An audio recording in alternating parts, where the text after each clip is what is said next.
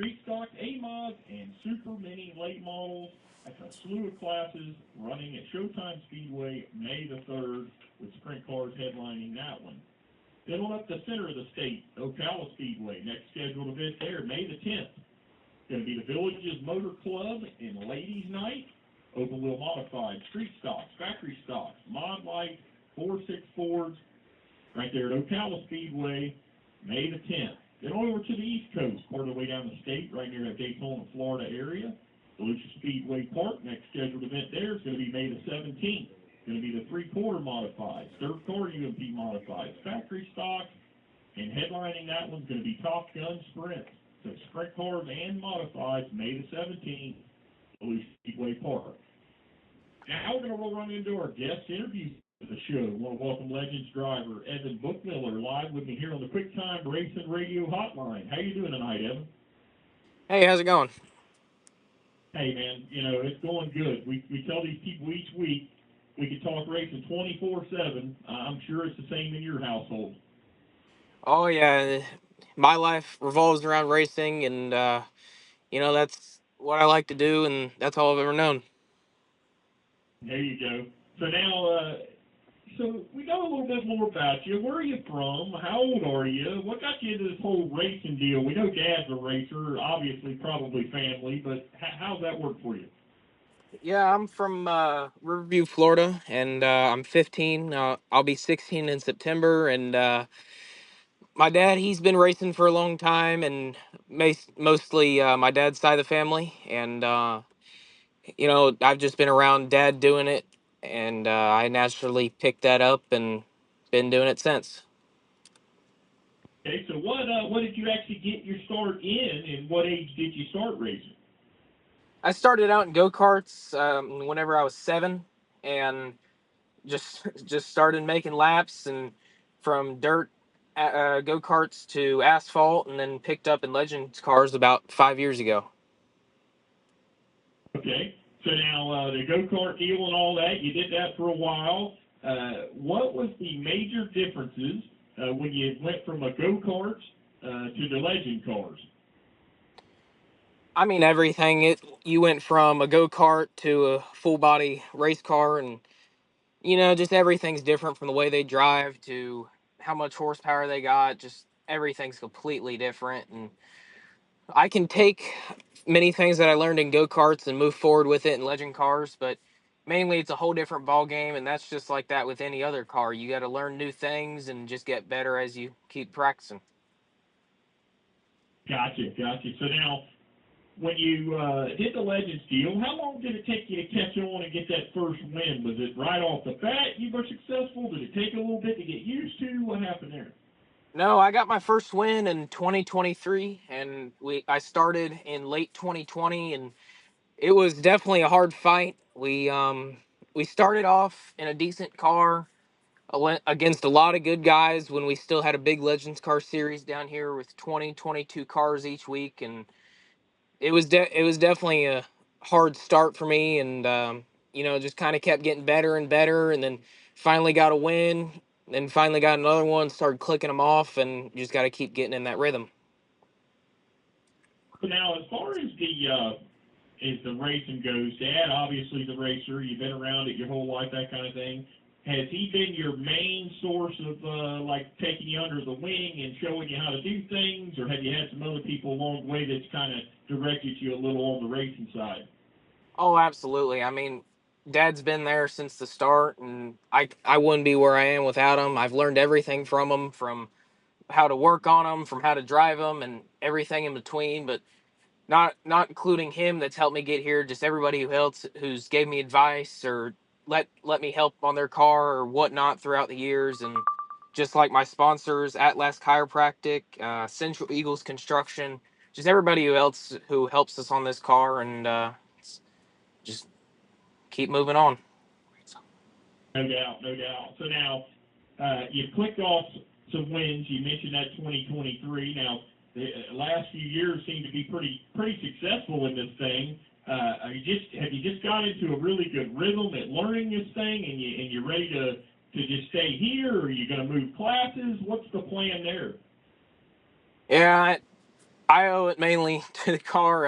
It's a great car, and not only that, I got a great teacher, my dad, and just we got to get in that rhythm, and you got to stay fast and stay clean and all that fun stuff, and just keep clicking them off.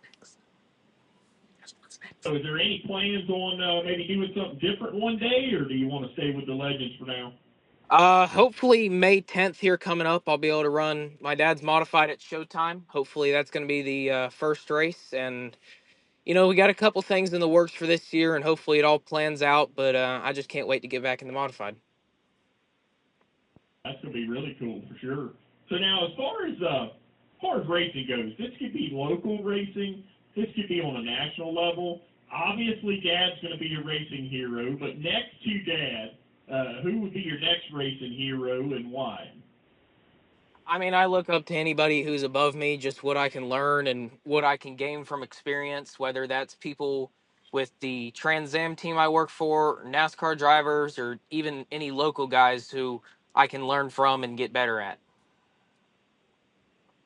So let's back this up now. You mentioned a Trans Am team, so you're doing something on the side with them.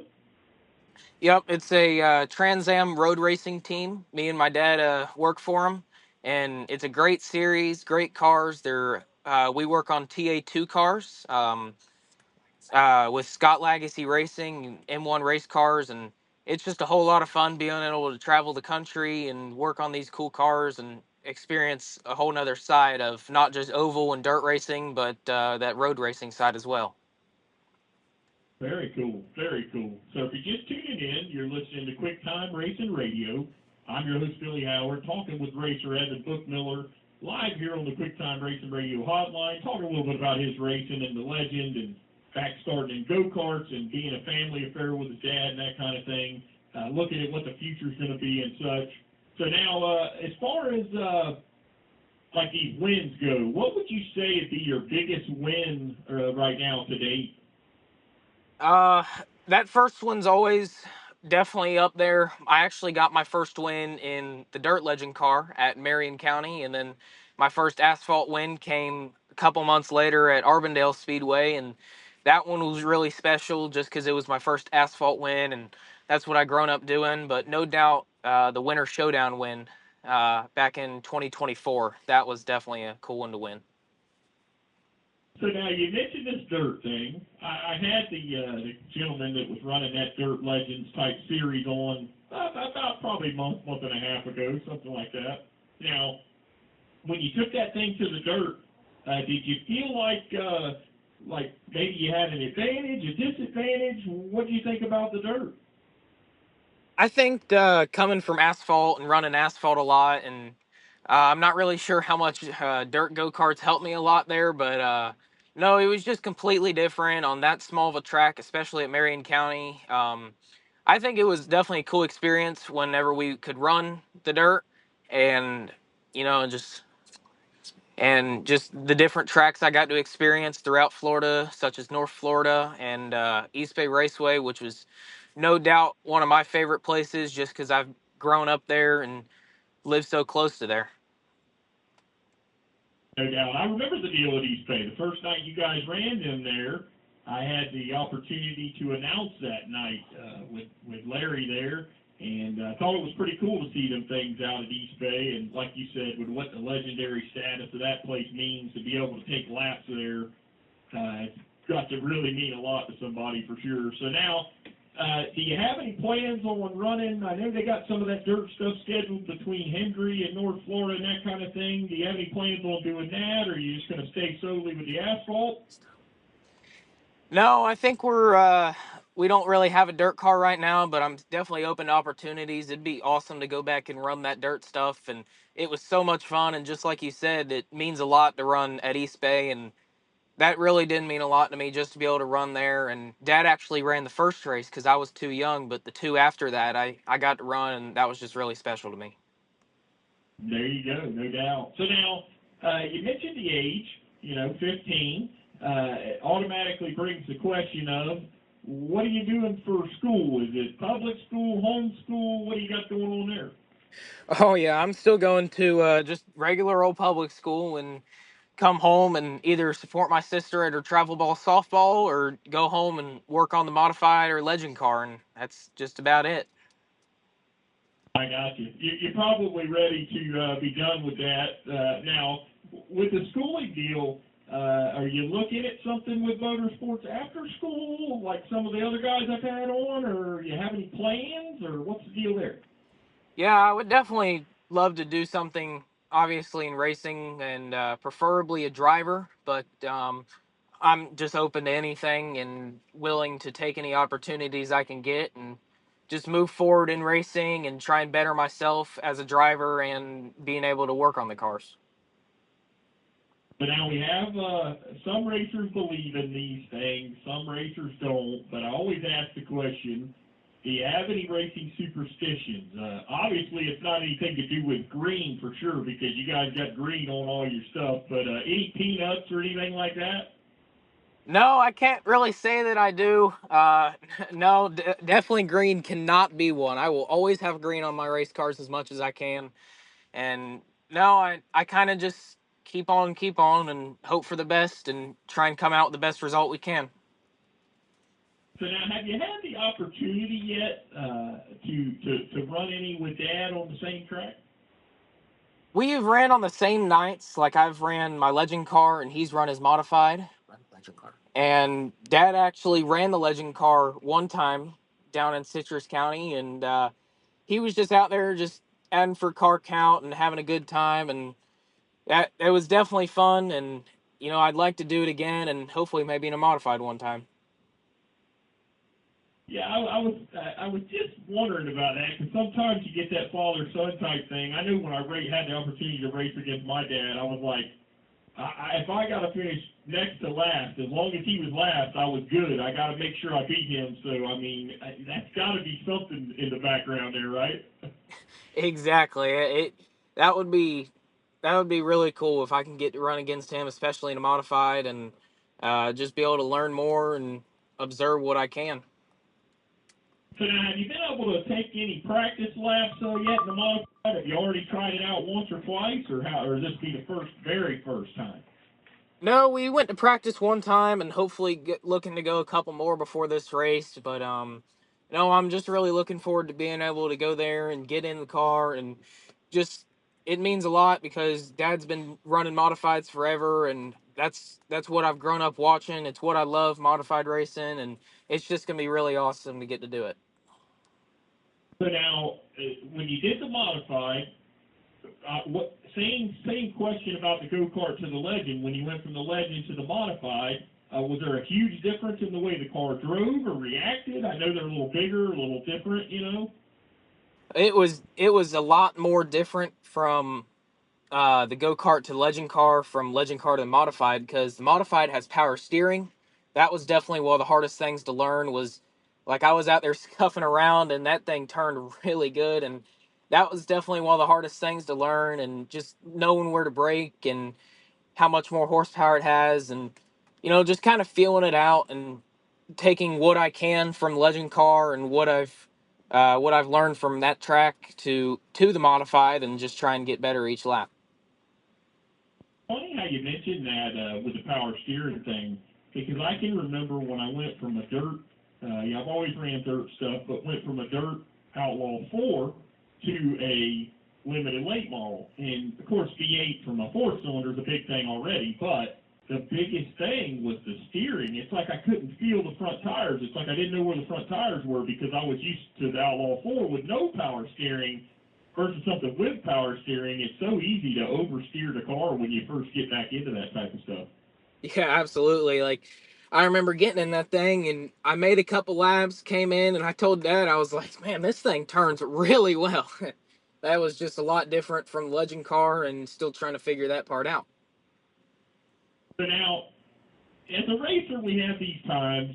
We have memorable moments. We have terrible moments. I always like to tell people in the 20 years that I've raced, there's been more terrible than good, but I still love racing. So, but as far as moments go, what's been the angriest moment that you've had, whether it be in the go kart or the big car? No doubt the worst moment was definitely back in 2022. I lost brakes at Citrus coming off a restart, and back then it was when they still had the old wall, so it was slanted, and I had a little bit of wheel in it because I was already going in the corner, and I went up the wall and flipped about 6 or 7 times, and that was a really bad day, and definitely destroyed that race car, and hopefully that never do that again. I kind of figured with the way the interview has went so far that your angriest moment was going to be something that had to do with probably either you messing up during a race or something like that. It would be, well, Johnny such and such run me in the fence down a punch stretch and that kind of stuff. Yeah, mainly I get more mad whenever Dad's racing because like I'm the one. Me and him have to fix these cars on the weekly. So whenever something gets tore up, I'm like, oh no. There you go, no doubt. So now you mentioned it a little bit earlier, but was that first win, was that the most memorable moment you've had in racing, or has it been a moment maybe with your dad or something like that?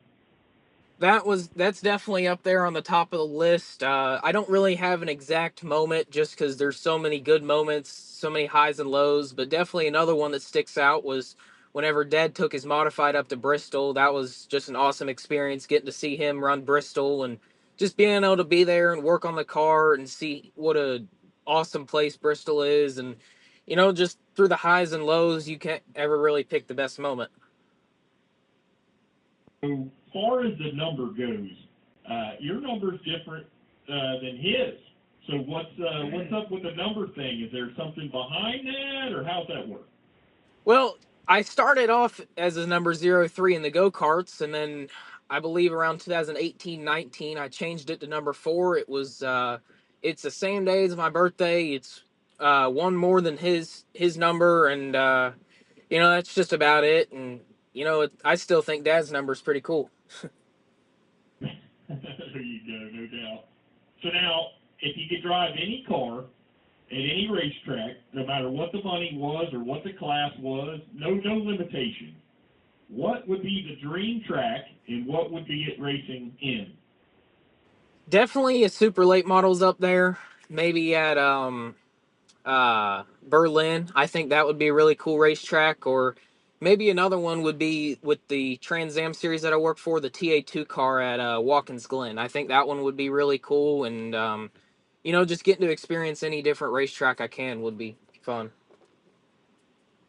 No doubt, no doubt. So if you're just tuning in, you're listening to Quicktime Racing Radio. I'm your host, Billy Howard, talking with racer Evan Bookmiller, live here on the Quicktime Racing Radio hotline. Got about 7-8 minutes left here. I'm going to give you a chance to thank your sponsors and that kind of thing, toward the end here. It's been great having you on. Some of these questions never change. Certain ones I just leave. I'm 292 shows in, and it's just certain ones don't change. This has been one since show number 1. Name your favorite racing-related movie.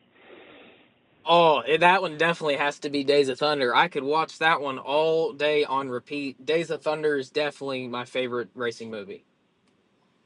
I'm glad you said that, Evan, because I tell these people every week. I get messages weekly on here. Oh, stroke a race. Oh, six pack. Oh, this. That's all I hear the whole time. So I gotta let these people know. Days of Thunder. We're probably 260, 270 shows out of 292. So you picked the right thing. And I tell people every week. I talk to the car just like Harry Hyde did. Yeah, Days of Thunder's definitely up there. That old school vibe to it, and Cole Trickle. That is just an awesome movie. No doubt, no doubt. So now, as far as your racing goes, you have social media, you have website, you have anything people can keep up with your racing and that kind of thing on? Yep, we got every social media: Facebook, Twitter, Instagram, YouTube, where all the race videos are posted. TikTok. It's at Bookmiller Motorsports, so it's the same on every social media. You can find it anywhere, and we always post our schedules and race recaps and everything on there. Very cool, very cool. So what's the schedule looking like for you coming up? You got Auburndale and then a few others piled behind that, or what you got? Yep. Right now is May 10th with the modified. That's going to be the first one for the modified, and then May 24th is going to be Arbondale, and that should be it for May. But we still got a couple more things in the works, hopefully to add on to the schedule, and it should be a fun month. So I missed that part with the mod. So what date was the mod? The modified is May 10th at Showtime Speedway. Gotcha. Gotcha. May 10th is showtime. Okay. Well, got to check out the social media fans. Bookmiller, look it up. The racing on Facebook, and they said all forms of other social media too as well. So now, this is a question here that I kind of ask here and there. I don't always throw it in, but we got a couple minutes, and I'm going to give you a chance to thank sponsors. But we've had people that jumped out of perfectly good airplanes on this show. We've had people that thought they were bull riders and tend to really not be a bull rider, just decided to go jump on a bull or whatever. You're only 15, so this may not be it, but is there anything crazy or daring outside of the race car that you've done? I don't really know. I mean, what what uh what does this get more scary than driving a race car? I mean, it's fun, but it's definitely dangerous. But no, I kind of keep it on the low key side, outside the car, just try and save myself for inside. There you go. There you go. So I always ask them people when they say that, and they say, well, I'm just a race car driver. I really don't like to do anything else. And I say, when you go to the fair, are you going to be the guy that's headed to the rides, or are you going to be the guy that's headed for the food? Oh, I'm definitely the guy headed to the food line. I am not. It's crazy because I'm a race car driver, but I'm not really that big into roller coasters. So I'm always the one. You can find me standing there in the food line. There you go, no doubt, no doubt.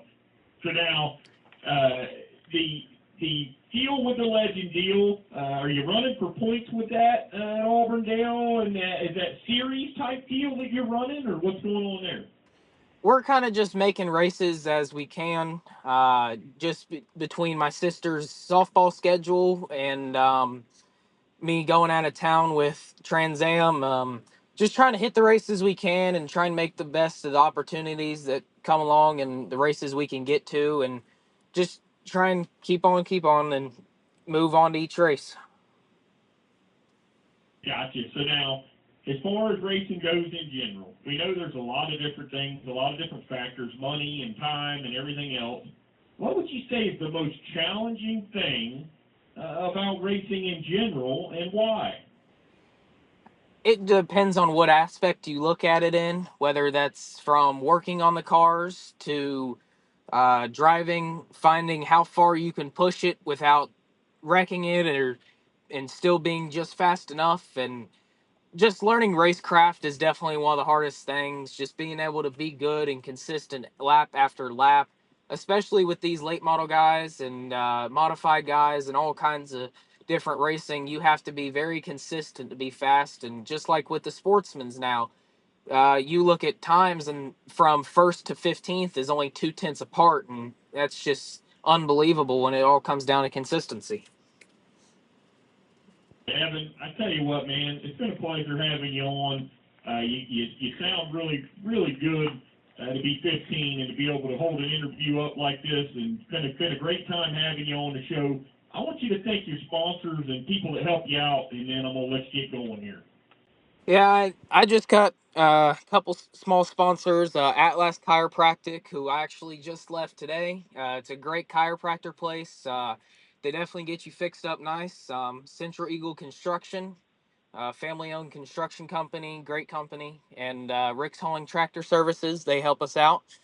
And yeah, just open for any sponsorship and always looking for sponsorship. And I appreciate you guys having me on today. So if anybody's looking to sponsor a good one, we got a good one right here. Just look them up. That's Bookmiller Racing, Bookmiller Motorsports. Look them up on all the social media. Get in touch with them. Maybe check them out at the track. Just go up there and tell them you heard them on the radio and you want to get on that car. So I appreciate you being on with me tonight. Thanks for coming on. Yep, no problem. Thank you guys for having me. You have a good night here, sir. You too. Now, folks, I tell you, that was a great interview by a 15-year-old that's got a real good chance in motorsports to really be something and do something. Sounds like he's got his head on right. Hats off to the Bookmiller family for raising a good kid there. Listeners, be sure to follow me on my personal racing Facebook and YouTube page. Just search Howard Motorsports. Thank you to all the listeners of the show. Remember to get out and support your local short track this Saturday night. We'll see you on the other side of the checkered flag. Good night, everyone.